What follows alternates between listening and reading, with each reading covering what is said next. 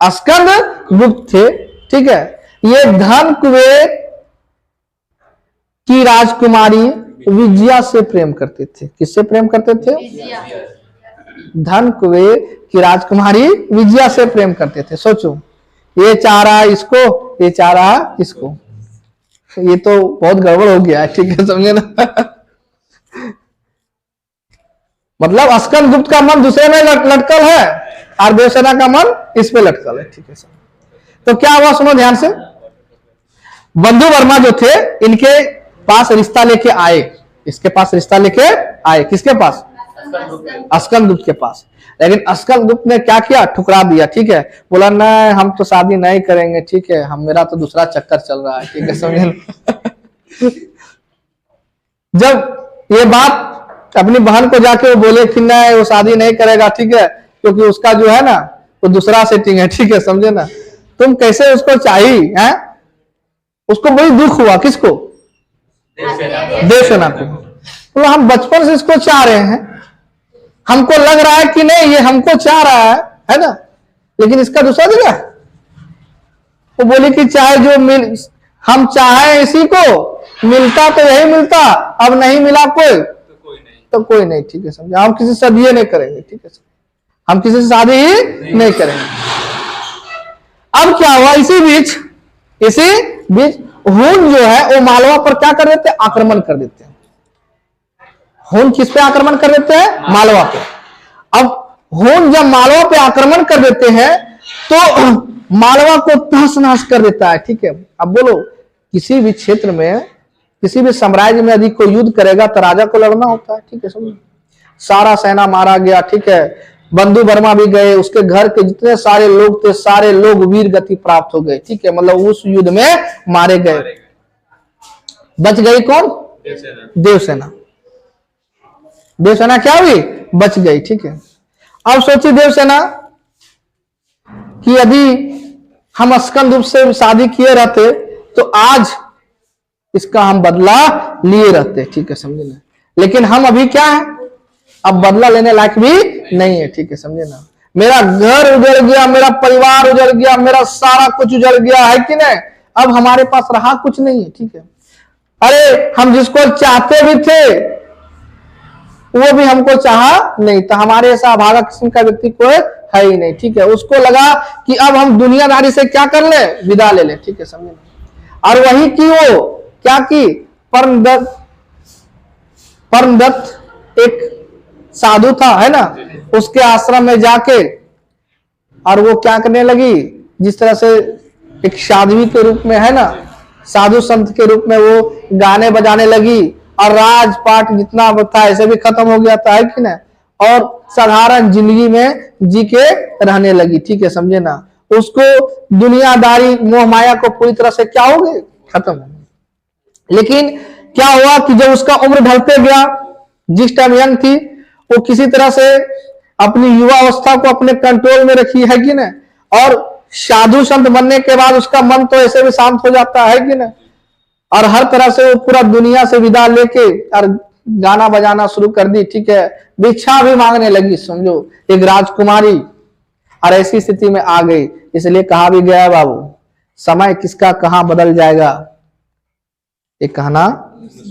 गांव समाज में देखते हो ना, कहता है रे पहले होकर ददवा घोड़ा पर आता था, है ना, राजा महाराजा बहुत जमीन था, ये सारा इलाका उसी का था, लेकिन उसका बेटवा दरपिया मिल गया, ठीक है, समझ, निकल गया, सारा दारू के चक्कर में क्या किया, सारा बेच दिया। होता है, सुनते होगे, ठीक है, समझो ना। अब सोचो कि इसका भी सारा क्या हो गया, उजड़ गया, किसका, देवसेना का, ठीक है, समझो ना। जब ये बुढ़ापा अवस्था में आ गई तो हर तरह से पता चला कि वो ये है, ऐसे थी वैसे थी, उसको चाह रहा था, तो अस्कंद गुप्त को इस बात को पता चलता है, ठीक है, समझे। और अस्कंद गुप्त को भी बहुत दुख होता है, ठीक है, अस्कंद गुप्त को भी क्या होता है, बहुत दुख होता है, ठीक है, समझे। और बहुत दुख होता है तो वो लास्ट में कहते हैं, अस्कंद गुप्त लास्ट में क्या कहते हैं, आते हैं इसको लेने के लिए कि हमसे बहुत बड़ी क्या हो गई, भूल हो गई, हमसे बहुत बड़ी क्या हो गई, गलती हो गई, तुम हमको जिंदगी भर अपना जिंदगी को हमारे प्रति निछावर कर दी, तुम हमसे इतना प्यार करती थी, हमको पता नहीं था, ठीक है, समझे ना। इसलिए जो हुआ उसको हम माफी मांगते हैं, अब तुम चलो हमारे साथ, ठीक है। अब बोलो, तुम जवानी में उसको लेके गिवे नहीं किया और बुढ़ापा और बूढ़ी हो गई उसको लेके जाओगे राजमहल में, तो उसको क्या सुख मिलेगा बता। नाती पोता देखने की उम्र में उसे तुम घर लेके जाओगे, शादी करोगे, तो क्या कोई जीवन उसका उचित रहेगा? बताओ, वो एक साधु संत बन गई है एक तरह से, है ना। जो इधर भी अपना मर्यादा को बनाई है, इसको भी वो भंग करके शादी अभी कर ले, तो भी क्या है? गलत है। क्या है? गलत है, ठीक है, समझे ना। और वो नहीं जाती है, काफी अनुनय विनय करने के बाद भी वो उसके घर नहीं जाती है, ठीक है, समझे ना। और वह रोती है, वो क्या करती है? रोती है, ठीक है, समझे ना। कौन रोती है? देवसेना, ठीक है। और यहीं से शुरू होती है तुम्हारा एक देवसेना का गीत, ठीक है, समझे ना। क्या होता है? बोलते हैं, यह वेदना मिली, क्या बोलते हैं? यह वेदना मिली विदाई, मैंने भ्रमवश जीवन संचित मधुकरियों की भीख लुटाई, ठीक है, समझे ना। देवसेना कहती है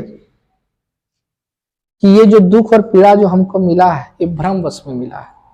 किस वश में मिला है? भ्रमवश। ये दुख और तकलीफ जो हमको मिला है, ये भ्रमवश, ठीक है। क्यों? क्योंकि मैं स्कंदगुप्त से प्यार करती थी, स्कंदगुप्त हमें चाहता नहीं था, वो धन कुबेर की बेटी विजया को पसंद करता था। ये हमारे जिंदगी का क्या था? भ्रम था। क्या था?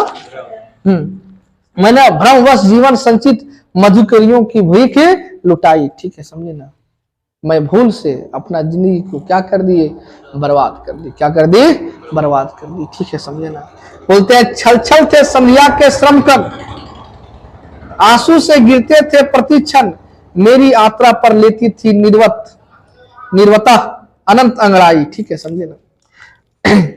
ये कहती है कि अब हमारे पास दुख के अलावा, हमारे पास दुख के अलावा कोई सुख बचा नहीं, ठीक है, समझे। वो संध्या के बेला में क्या कर रही है? रो रही है। क्या कर रही है? रो रही है, ठीक है, समझे ना। कि हमारे जीवन में कभी सुख प्राप्त हुआ ही नहीं, कभी सुख प्राप्त हुआ ही नहीं, ठीक है, समझे ना। वो अपनी यौवन काल की स्थिति को याद कर रही है, ठीक है, जिस टाइम यंग थी वो, ठीक है, समझे ना, कि हम बिल्कुल सही थे, हमारे पास भी हर प्रकार की सुंदरता से हम क्या थे? परिपूर्ण थे। हम चाहते तो किसी का जरूर बन सकते थे, लेकिन मैंने भ्रमवश, ठीक है, स्कंदगुप्त को चाहा, जो हमें मिला नहीं, ठीक है, समझिए, जो हमें मिला नहीं।